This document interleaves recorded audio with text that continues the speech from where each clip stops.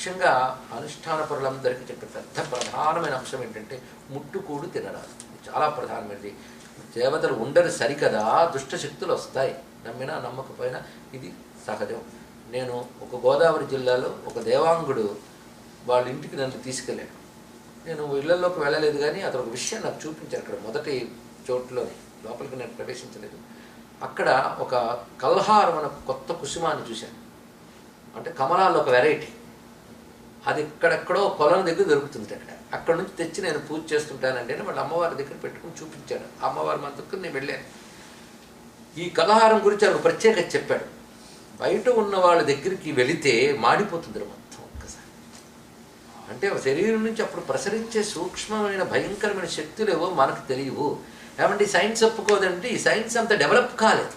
ఈ సైన్స్కి ఇంకా డెవలప్మెంట్ రాలేదు. ఇది తెలుసుకోవాలి. ఇక్కడ కనబడేది కాదు. ఇక్కడ ఇప్పుడిప్పుడు ఆరాలు తీయడాలు, ఫోటోలు తీయడాలు, క్లియర్ ఫోటోగ్రఫీ ఇవన్నీ వచ్చి ఒక మంత్రం అన్నప్పుడు ఎలాంటి ఆరా వస్తుంది, ఇలాంటి స్థితుల్లో ఉన్న వాళ్ళ నుంచి ఎలాంటి నెగిటివ్ పవర్స్ బయటకు వస్తుంటాయో తెలియదు. మన నుంచి వచ్చే వైబ్రేషన్స్లో పాజిటివ్ అండ్ నెగిటివ్ వైబ్రేషన్స్ ఉంటాయి. ఇవన్నీ ప్రూవ్ అయ్యేదానికి సైన్స్కి ఇంకా టైం పడుతుంది. ఈ లోపల మనం అన్ని భ్రష్టం చేసుకుంటున్నాం. మన సూపర్ సైంటిస్టులు ఎప్పుడూ తెలుసుకుని చెప్పారు, ఇవి గ్రహించడానికి సమయం పడుతుంది. నేను ఇక్కడ కొంతకాలం క్రితం ఇక్కడ నార్త్ కేరళలో మౌంట్ సోమా అనే ప్రాంతానికి వెళ్ళాను. అక్కడ ఒక సోమేశ్వరాలయం ఉంది, పేరు మౌంట్ సోమా.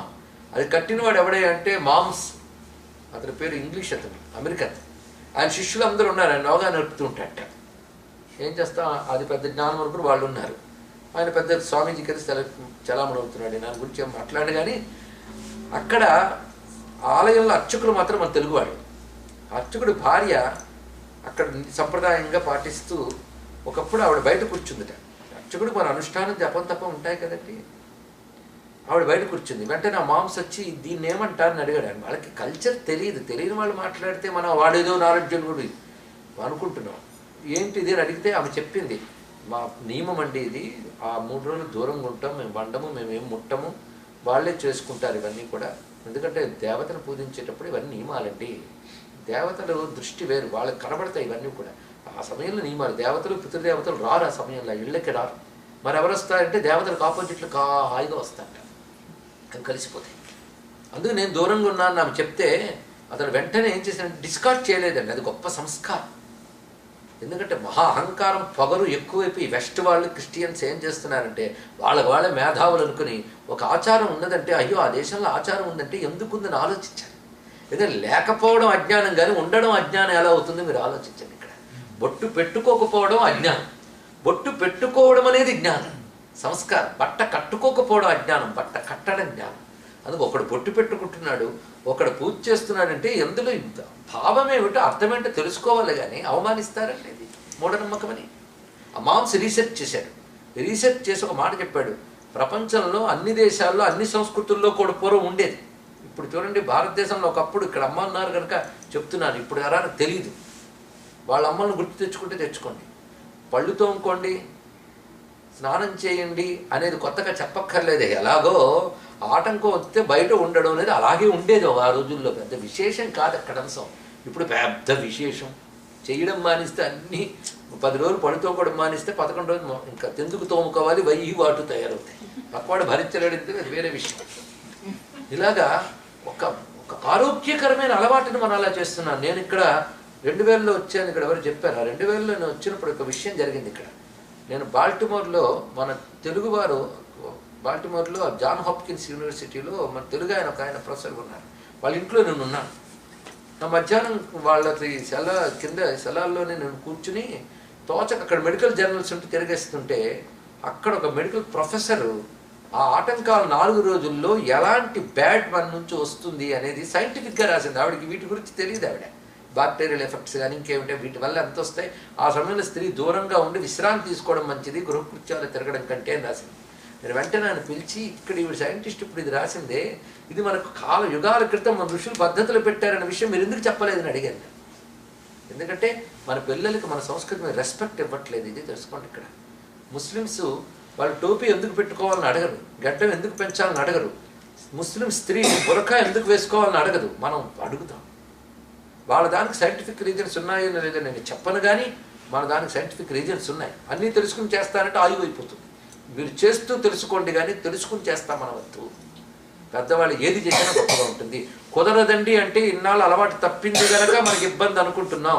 చెయ్యాలని సంకల్పించుకుంటే తప్పకుండా జరుగుతుంది. ఇక్కడ అన్నమయ్య అంటాడు, ముట్టులేని కూడు ఒక్క ముద్దడైన చాలు, తిట్టులేని బ్రతుకు ఒక్క దినమైన చాలు అని అన్నమయ్య ఒక కీర్తనలో చెప్పాడు. ఇక్కడ ముట్టులేని కూడు ఒక్క ముద్దడైన చాలు. ఇంత సంధ్యావందనం చేసుకుని ఆ తిండి తిని కట్టుకుంటే ఇంకేమున్నదండి.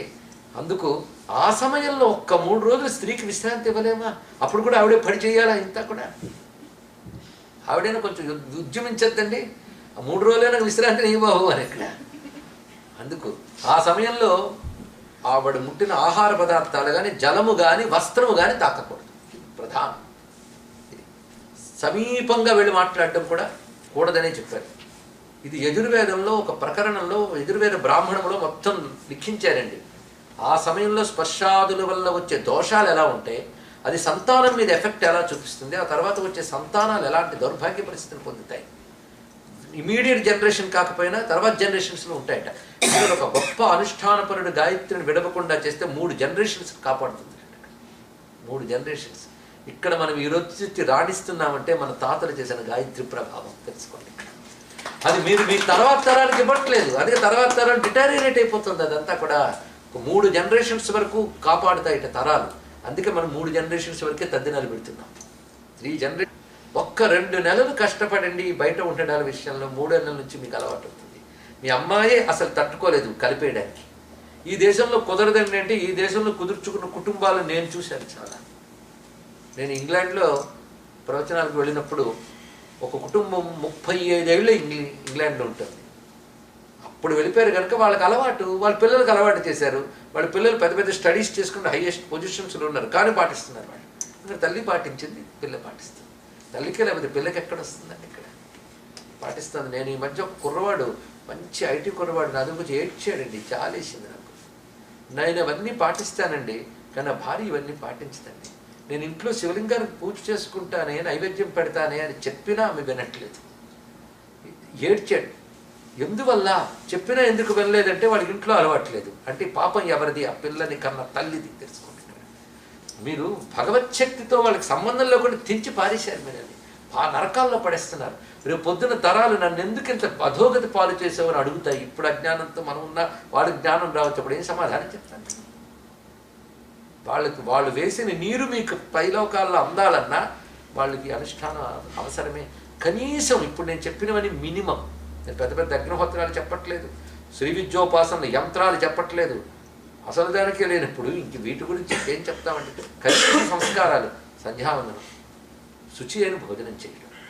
ఇంకా ఆ సమయంలో వండుకోవడం చేతకపోతే హోటల్ నుంచి తెచ్చుకుని దాన్ని గాయత్రి మంత్రం పూజన చేసుకుని తినండి. ఆ చేతి వంట తినాలని ప్రయత్నించకండి. చెయ్యాలి ఎలాగో మీకు మీరు ప్లాన్ చేసుకోవాలి. నేను ఒక ఇంటికి వెళ్ళినప్పుడు ఆ తల్లిని చూశానండి. పెద్ద వయసు ఏం కాదు, 25-30 ఏళ్ళే అమ్మాయి. తేజస్సుతో ఉన్నది ఆ తల్లి. ఆమె ఒకటే అన్నది, మా ఇక్కడ ఇళ్లలో కార్పెట్లు ఉంటాయండి, కార్పెట్లు ఉంటే నీకు ఎలాగో అని అంటే కార్పెట్ నెలలాగే భావిస్తారు అక్కడ సందర్భంగా. మళ్ళీ నేను దూరంగా ఉంటాను, మా ఆయనే వండి పెడతారు, లేకపోతే పస్తూ ఉంటాం. ఎన్ని రకాల తిళ్ళు లేవండి. 4 ఫ్లేక్స్ పెట్టి పాలు పోసుకు తింటున్నాం ప్రయాణాల్లో ఒక 3 రోజులు. 4వ రోజు స్నానం చేసి కూడా మడ్డితే తినకూడదు. ఇంట్లోకి ఆవిడ రావచ్చు, వస్త్రాలను నీళ్లు ముట్టచ్చు. 5వ రోజు మళ్ళీ స్నానం చేశాక పసుపు నీళ్ళు చల్లుకుంటాను ఇల్లంతా. ఇది మన ఇళ్లలో పూర్వ ఆచారం. ఆ పాటి చేస్తే దేవతని పూజించడానికి అర్హత వస్తుంది. నాకు దేవతలు అక్కర్లేదంటే మానేవచ్చు, వాడు నాస్తికంగా బతకచ్చు, వాళ్ళ గురించి ప్రశ్నే లేదు. ఆస్తికులైతే మాత్రం కనీసం ఇది చేయాలి, లేకపోతే అంతవరకు చేసింది నశించిపోతుంది. అంతేకాదు పొరపాటున మనం బయట ఉన్న ఆమెను తాకితే మళ్ళీ జంఝం మార్చుకోవాలి. శిరస్నానం చేసుకుని జంఝం మార్చుకుని సహస్ర గాయత్రి చేయాలి. అప్పుడు కానీ మళ్ళీ పొరపాటు తాకితే. ఇంకా తింటే చేస్తే అనేది చాంద్రాయణ వ్రతాలు చాలా చేయాలి, సామాన్యం కదా. మహాదోషం అంటే ఆ సమయంలో సంక్రమించారు. అది పెద్ద సబ్జెక్ట్. అది చెప్పాలంటే ముఖ్యమైన విషయం ఏంటంటే సంధ్యావందనం చేసేవాళ్ళు ఉండవలసిన పద్ధతులు ఇవి ప్రధానం. అలాగే